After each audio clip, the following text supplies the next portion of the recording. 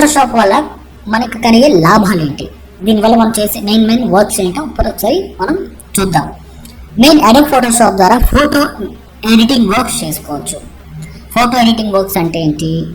ఫోటోల మీద ఉండే మచ్చలు తీసేయటం, ఒక ఫోటోలో మరొక ఫోటోని యాడ్ చేయటం, ఫోటోకి బార్డర్స్ ఇవ్వటం, అండ్ అలాగే బ్రోచెస్ తయారు చేయటం, ఫోటో ఫ్రేమ్స్ సెట్ చేయటం, డ్రాయింగ్స్ క్రియేట్ చేయటం, విజిటింగ్ కార్డ్స్, గ్రీటింగ్ కార్డ్స్ లాంటివి తయారు చేయటం, సీనరీస్ ప్రిపేర్ చేయటం, అండ్ రకరకాల టెక్స్టస్ ఆబ్జెక్ట్స్, ఓకే, టెక్స్ట్ ఎఫెక్ట్స్ ఇవ్వటం, అండ్ బ్యాక్గ్రౌండ్స్ ని చేంజ్ చేయటం. అండ్ అలాగే మనం బయట చూస్తూ ఉంటాం banners printing, wedding cards, visiting cards, ఇలాంటివన్నీ కూడా మాక్సిమం అడోబ్ ఫోటోషాప్ ద్వారానే జరుగుతాయి అన్నమాట. సింపుల్ గా చెప్పాలంటే ఫోటో ఎడిటింగ్ వర్క్స్ అంతా కూడా ఈ అడోబ్ ఫోటోషాప్ ద్వారా చేస్తుంటారు. కాబట్టి ఫోటో ఎడిటింగ్ వర్క్ అనేది చాలా ఇంట్రెస్టింగ్ టాపిక్. కాబట్టి ప్రతి విషయాన్ని మీరు చూసి నేర్చుకోవాల్సిందిగా కోరుకుంటున్నాను. చూడండి ఫ్రెండ్స్, విషయానికి వస్తే ఫోటోషాప్ అనేది ఏంటంటే ఇప్పటి వరకు కంప్యూటర్లో చూసే ప్రోగ్రామ్స్ అన్నిట్లో కన్నా ఒక బెస్ట్ ఫోటో ఎడిటింగ్ ప్రోగ్రామ్ ఏది అంటే అడోబ్ ఫోటోషాప్. ఇక్కడ అడోబ్ అనేది సంస్థ పేరు. అడోబ్ అనేది ఒక సంస్థ. ఆ సంస్థను రూపొందించిన ప్రోగ్రామ్ ఏంటంటే ఫోటోషాప్ అనే పేరు చెప్పేసి. అయితే ఈ ఫోటోషాప్ వర్షన్స్ లో డిఫరెంట్ వర్షన్స్ ఉన్నాయి. ఫోటోషాప్ 1.0 నుండి ఫోటోషాప్ 7.0 అండ్ 8.0 వెర్షన్స్ ఉన్నాయి. అలాగే ఇప్పుడు వచ్చిన CC versions and CS versions కూడా చాలా ఉన్నాయి.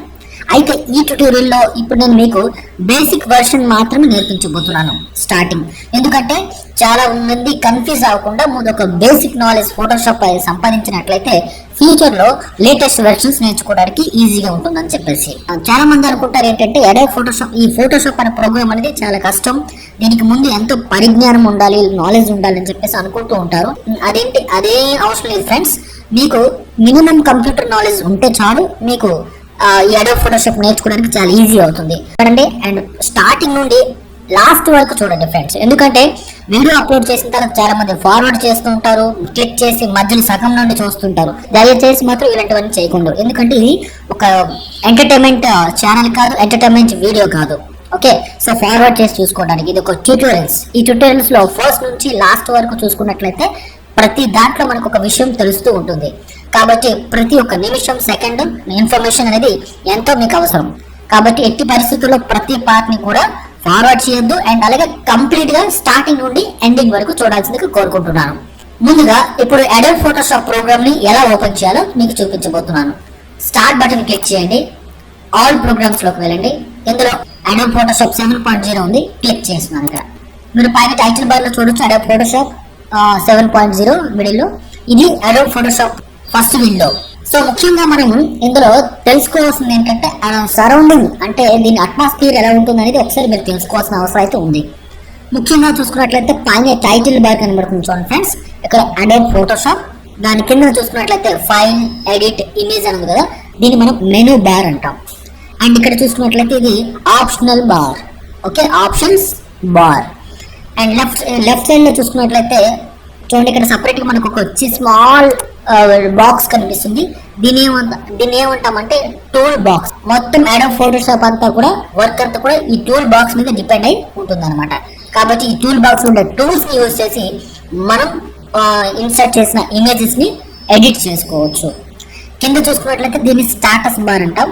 అండ్ రైట్ సైడ్ లో మనకి సపరేట్ స్మాల్ విండోస్ ఓపెన్ అవుతుంది కదా, ఇదే ఇందులో రకరకాల విండోస్ ఉంటాయి, లేయర్స్ విండో, కలర్స్ అని చెప్పేసి. ఇందులో కూడా ఆప్షన్స్ అనేవి చేంజ్ చేసుకోవచ్చు.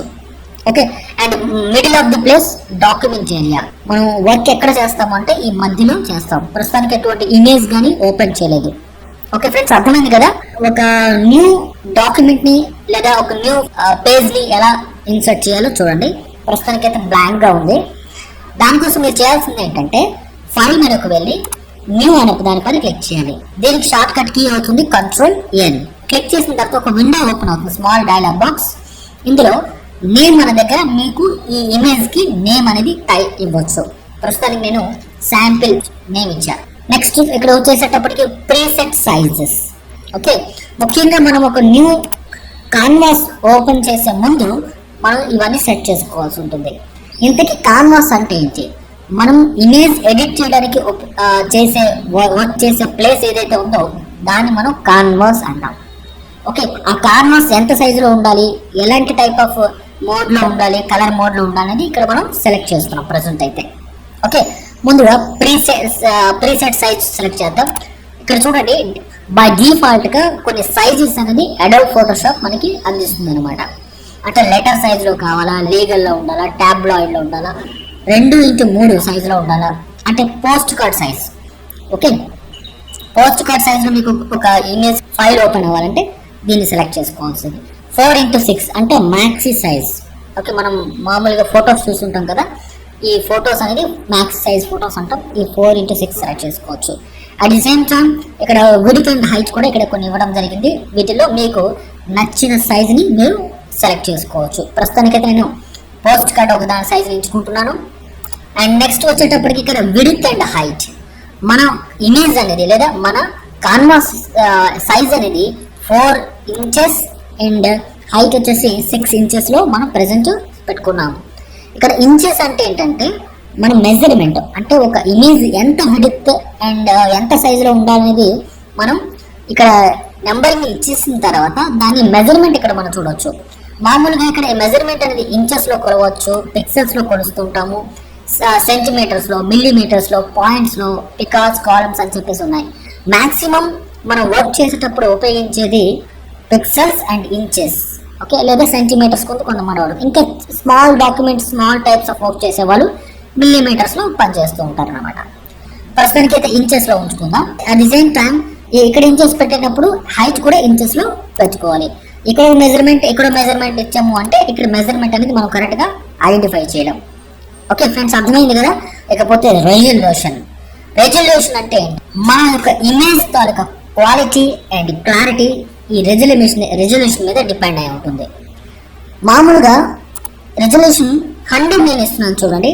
100 ఇచ్చేటప్పుడు ఇమేజ్ సైజ్ 703 KB ఉంటుంది అనమాట. అదే రెజల్యూషన్ 300 ఇచ్చేటప్పుడు చూడండి 6.180 MB సైజ్ దీనికి వస్తుందని. రెజల్యూషన్ పెరుగుతుంది అంటే ఇక్కడ ఇమేజ్ సైజ్ పెరుగుతుంది. రెజల్యూషన్ తగ్గితే కనుక image quality and image size రెండు తగ్గిపోతుంది అనమాట. అండ్ నెక్స్ట్ వచ్చేటప్పటికి మోడ్ మీన్స్ ఇక్కడ మామూలుగా bitmap mode, grey scale mode, RGB colour, CMYK colour, black colour అని చెప్పేసి బై డిఫాల్ట్గా RGB కలర్లో ఉంటుంది. RGB means red, green, blue. మామూలుగా ఈ RGB మోడ్ ఎప్పుడు అప్లై చేసుకోవాలి, CMYK కలర్ ఎప్పుడు అప్లై చేసుకోవాలని చూడండి. ఎక్కువగా మనం ఈ రెండే వాడతాం. Okay, and RGB and CMYK. అయితే RGB అనేది ఎప్పుడు యూజ్ చేయాలంటే మనం తయారు చేసిన ఇమేజ్ కేవలం మానిటర్ స్క్రీన్ పైన, మొబైల్స్లో అండ్ టెలివిజన్స్లో మాత్రమే చూడాలి అనుకున్నట్లయితే మనం RGBలో సెట్ చేసుకోవాలి. అలా కాకుండా మనం తయారు చేసిన ఇమేజ్ని మనం ప్రింట్అవుట్ లైక్ బ్యానర్ ప్రింటింగ్ కానీ, ఫ్లెక్స్ ప్రింటింగ్ కానీ, లేకపోతే ఆఫ్సెట్ ప్రింటింగ్ కానీ, లేదా పాపర్ ప్రింటింగ్ కానీ, ఇలా బయట మనం ప్రింట్అవుట్ తీయాలి అనుకునేటప్పుడు దాన్ని మనం CMYK కలర్ మోడ్లో పెట్టుకోవాల్సి ఉంటుంది అనమాట. అర్థమైంది కదా ఫ్రెండ్స్. కాబట్టి మామూలుగా మనం తయారు చేస్తున్న ఇమేజ్ కేవలం ఎలక్ట్రానిక్ డివైసెస్లో మాత్రమే చూడాలి అనుకున్నట్లయితే RGB కలర్ని సెలెక్ట్ చేసుకోవాలి. నెక్స్ట్ కంటెంట్స్కి వచ్చేటప్పటికి ఇక్కడ కాన్వాస్ వైట్ బ్యాక్గ్రౌండ్లో ఉండాలా, బ్యాక్గ్రౌండ్ కలర్ ఏదో ఒక దాన్ని ఎంచుకోవచ్చు. బ్యాక్గ్రౌండ్ కలర్లో ఉండాలా, ట్రాన్స్పరెంట్ అనేది ఉండాలి, సెలెక్ట్ చేసుకోవచ్చు. ప్రస్తుతానికైతే కంటెంట్స్లో వైట్ అనే దాన్ని సెలెక్ట్ చేస్తున్నాను. ఇప్పుడు ఓకే బటన్ పైన క్లిక్ చేశాను. చూడండి ఫ్రెండ్స్, మనకి వచ్చింది కదా ఇది కాన్వాస్. ఎంత సైజ్ వచ్చింది, 4x6. ఓకే, ఒకసారి దీని తర్వాత సైజ్ మళ్ళీ మనం చూడాలంటే ఈ విండో పైన ఇక్కడ రైట్ క్లిక్ ఇస్తే చూడండి duplicate image size canvas size అని వచ్చింది కదా. సో నేను ఇమేజ్ సైజ్ పైన క్లిక్ చేశాను. చూసుకున్నట్లయితే ఇక్కడ చూడండి విడ్త్ వచ్చేసప్పటికి 4, హైట్ వచ్చేటప్పటికి 6 వచ్చింది అనమాట. ప్రస్తుతానికి అయితే ఈ పార్ట్ లో కేవలం నేను బేసిక్స్ మాత్రమే చెప్తున్నాను. అండ్ నెక్స్ట్ పార్ట్ లో టూల్స్ గురించి అండ్ ఫర్దర్ ఆప్షన్స్ గురించి మనం మాట్లాడుకుందాం ఫ్రెండ్స్. నెక్స్ట్ వీడియోలో మీట్ అవుతాను. అందరికీ సెలవు తీసుకుంటున్నాను. థ్యాంక్ యూ, నమస్తే.